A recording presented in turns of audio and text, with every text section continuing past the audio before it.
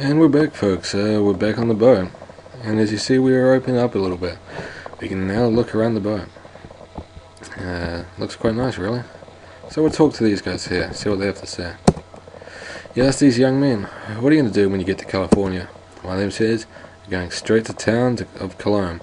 There's gold aplenty there. The other young man says, I'm with my partner, heading straight for Oklahoma, Oklahoma. Where the we'll talk to the pig. So pig. We're not talking about numbers here. Look, pig. For now, the pig is the ship's mascot. Later, it will be dinner. Well, it doesn't happen to much later in the game. Sorry, I'm just misplacing things again. One sec, folks.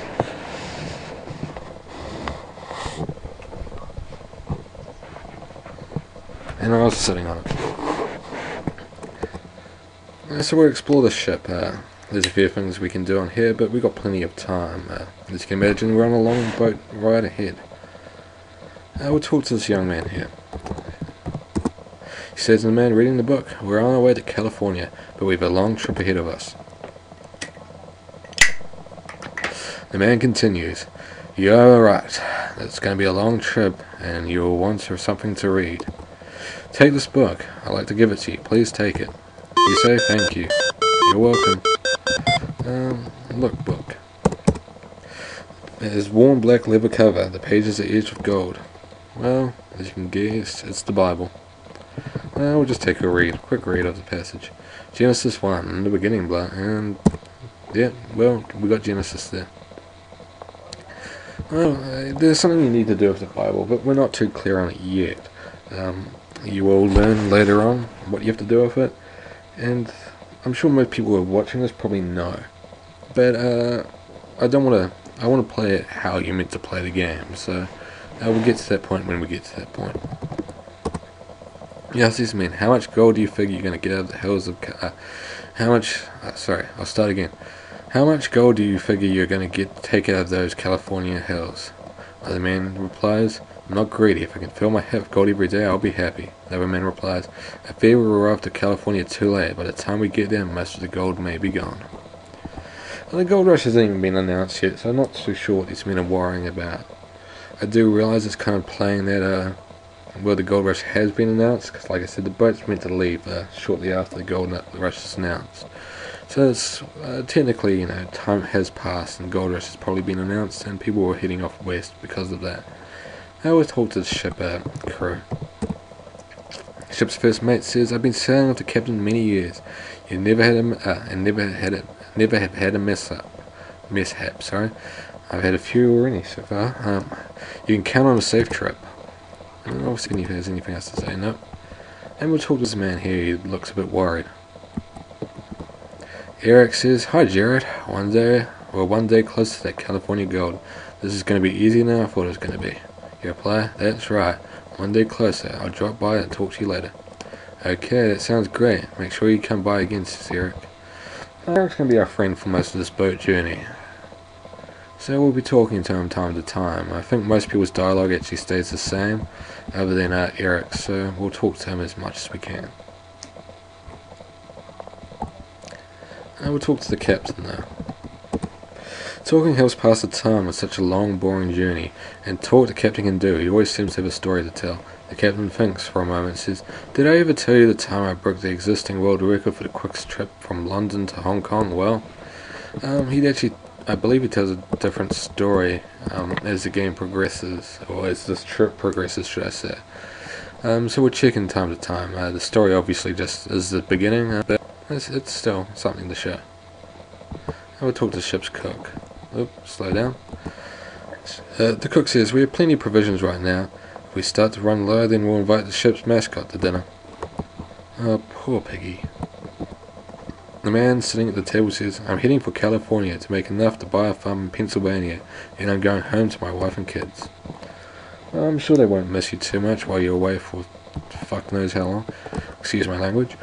The engine man disasserts. The baby is this baby has been outfitted with the latest high-pressure steam engine.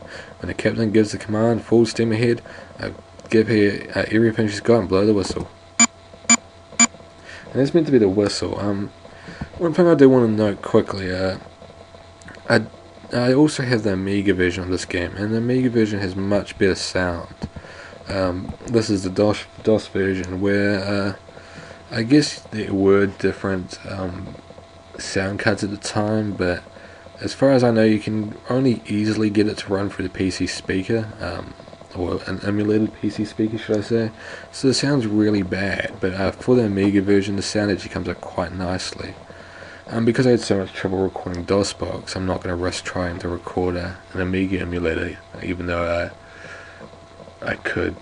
I do have an Amiga accessible. I don't know how you can record directly off it. If you know, again, you can drop me a line to tell me how to record off an Amiga, but I may try in the future after I finish this one, so sometime in the future after this. I'm not going to do it straight away. I'll do the Amiga one as well, because I think the sound, the music is really good on it. I don't believe anyone else is here, but at later points in the game people are bunked up in there. So we'll come back. And there's a few things you do need in that room later on, but for now we're alright. And for now we're only really meeting up with people on the ship and experiencing lag for some reason. It might be to do with that coal moving. I will talk to these guys. Conversing with these men, you learn that they wish to put their shovels to better use in the gold fields. I believe that's all you can talk to at the moment. I believe if you talk to this guy, it's the same reaction. Yep. So we'll carry on. You press Control in for the next scene. Land has disappeared from view. The excitement, expectation, and anticipation of your journey are gone. Now you're beginning to wonder just exactly what you've gotten yourself into. We'll be seeing the screen a lot. I'll keep messages displayed because, while most of them are factual and kind of educational, as this game was used as an educational game, it's what you kind of came to see, I guess.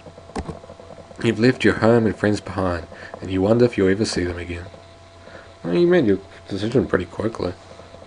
I mean, you may be thinking about it before this game started, but, we don't know that.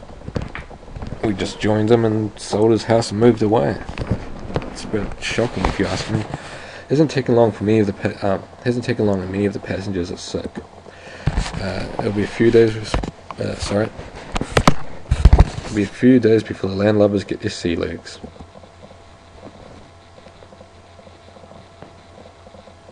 The passengers for now at least are quiet and keep to themselves. But as time goes on, people meet people and have a wonderful time getting acquainted. From passing ships, you hear rumors about gold being discovered in California. So the gold rush is beginning now, it seems. Most travellers left with great haste, but very few left without a notebook, pen, and an ink bottle. Many passengers on board keep journals of the experiences they have on the journey. Playing cards, singing, reading, sunning, and wrestling are other popular activities. Any reading material on the board was read to tatters before the journey had barely begun. So you can imagine how long this trip really is. I guess that's part of the factual element that I was just mentioning before. If you manage to read a book to tatters, I mean, most people will read a book in a course of several days. To read a book to tatters, especially if you have multiple reading material, I guess you would exchange books and things like that. It's quite impressive, really. The captain is relatively young as captains go, but he's a wise and frugal man. The captain makes use of the North Sea trade winds through the horse latitudes. He makes use of the winds and sails at every opportunity to conserve the supply of coal and prevent wear and tear on the steam engine.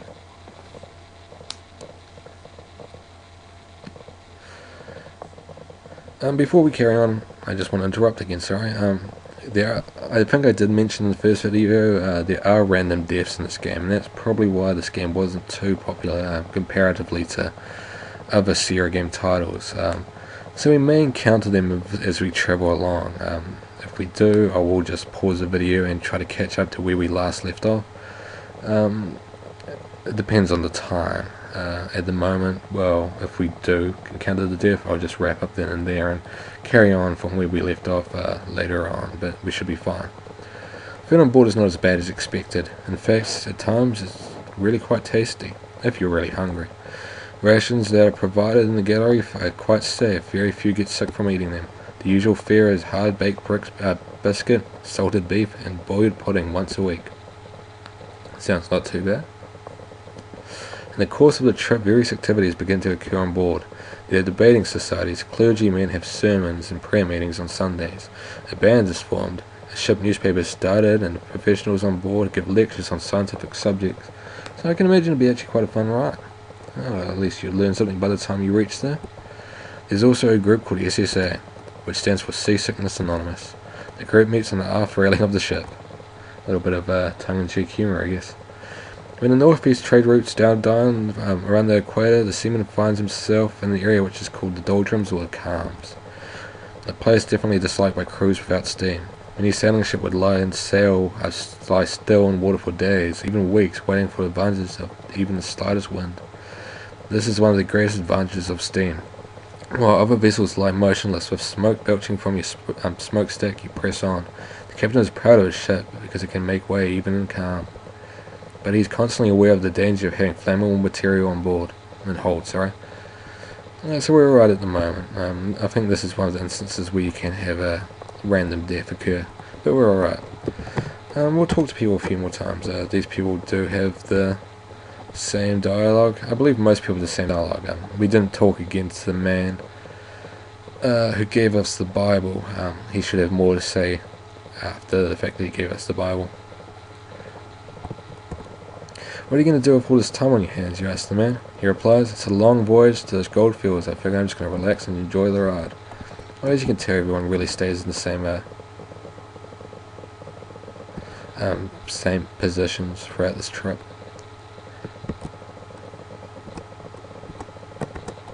But as we said, we'll go back and talk to Eric, who was on the, I don't know what you call it, stern, the hull.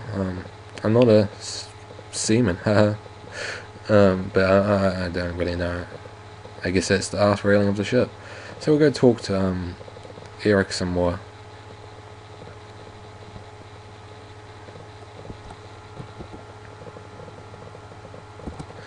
Yeah, everyone's dialogue stays roughly the same. I think the captain's changes as well, so we'll talk to him as well. You say to your best friend on ship, I've noticed that you're not looking healthy lately. It's probably just a slight case of seasickness. You'll be over in no time. It's true, Jared. I've not been feeling well lately. I hope you're right about the seasickness, says Eric. Things are looking pretty grim for Eric. We'll look at Eric. Most others wouldn't notice, but you detect that Eric is getting pale. Push Eric overboard. Well, we can't do that. But yeah, it seems that things are getting worse for wear for poor old Eric there. We'll wrap up shortly, but there's one part that I want to get to before we do wrap up for good. I do want to try talking to the captain first, because I do think he may change the story. There we go. The captain strokes his beard and says, did I ever tell you about the time that I manoeuvred that overloaded steamer throughout the Straits of Magellan? Well, so we'll keep talking to the captain as the game, this scene progresses, just for the fun of it. On the main deck of the ship. And these guys' dialogue stays the same as well. So, we'll head back up on deck and then we'll carry on. I'll just take a look at the sights and sounds first. On the top deck there are people in a pig here with you. That's not what I want you to look at. Look island. Look boat.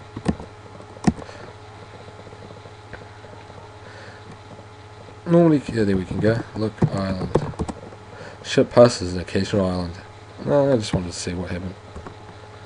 So, heading with our head face painted westward, or southward really. We'll go on to the next scene. You are aboard the mighty steamer, but it's not the most common type of vessel on the high seas. Clippers are the sovereign of the seas. It will not be uncommon to see many clippers during your voyage. Not sure what a clipper is, but yeah, maybe if you know, post in the comments. While you're passing through the area of the equator, the heat gets unbearable. The deck is too hot to walk on. The tar and the seams of the deck bubbles.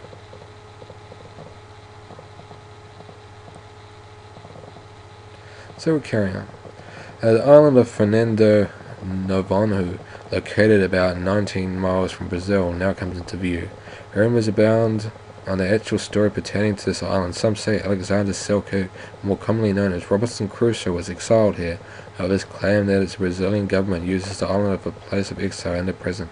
Who really knows?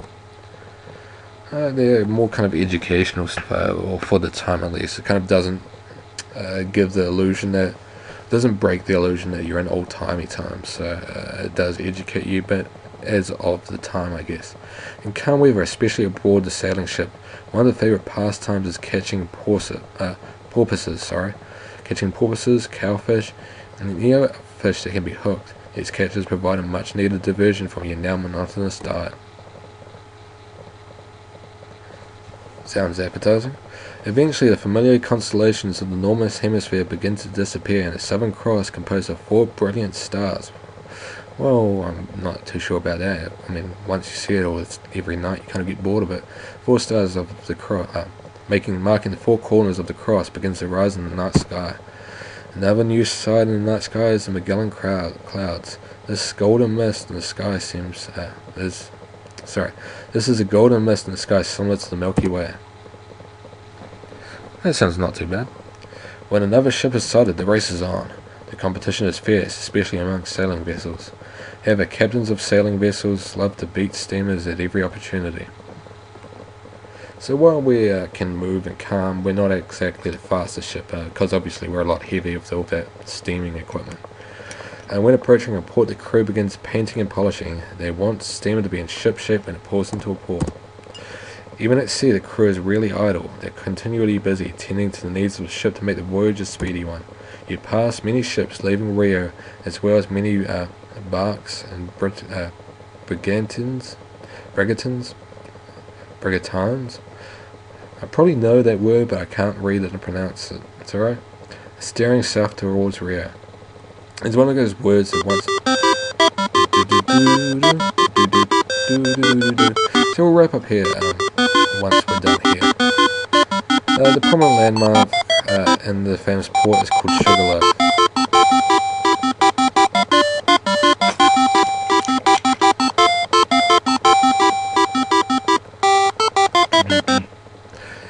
And that song's going to play for a while. Anyway, brigantines or brigantines, probably would actually know. It's just one of those words that looks weird when you read it. So when somebody pronounces it right for me, I'm going to feel like an idiot. And that happens a lot. Every person on board is looking forward to going ashore. You have been like a caged animal on a ship for nearly 6 weeks. Ships of every kind, brigs, barks, and brigantines, schooners, clippers, steamers, and nearly every other country, from nearly every country come and go. Whaling, cargo, passenger, and even slave ships come and go. So it's quite accurate. The stay in Rio normally lasts about 10 days. Could be more, could be less, depending on the extent of the repairs. During the time, supplies including coal, wood, fresh water, and food are replenished. Small repairs are made and the ship is prepared for the next leg of the journey. The fruit here is plentiful, and you manage to secure more fruit, which is a tribute to your good health. This is a fine, well-protected southern harbour, which makes it a favourable stopping point for the ships preparing around the perilous Cape Horn. So we're back on our way again. We've had our stay there, and the ship heads off back into southward bound and wrapping around Cape Horn. And once we get to the next scene, we'll stop. That may be a while, but I can't really remember. It's just the easiest place to pause again.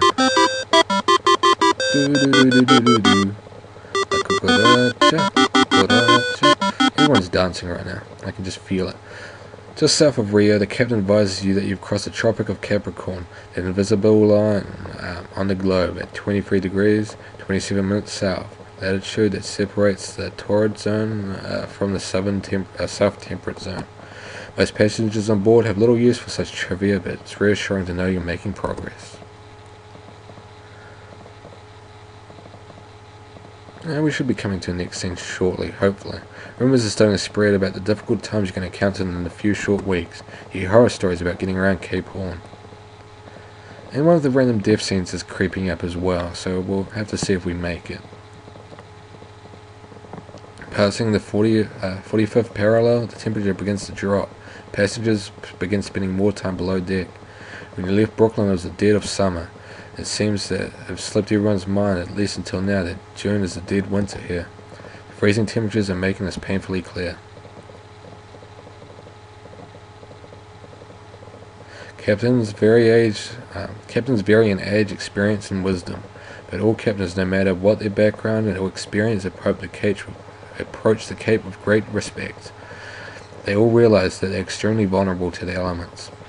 As you approach the southern tip of South America, the captain advises all persons aboard that the sea you are about to encounter attains a degree of violence unknown to any other part of the globe.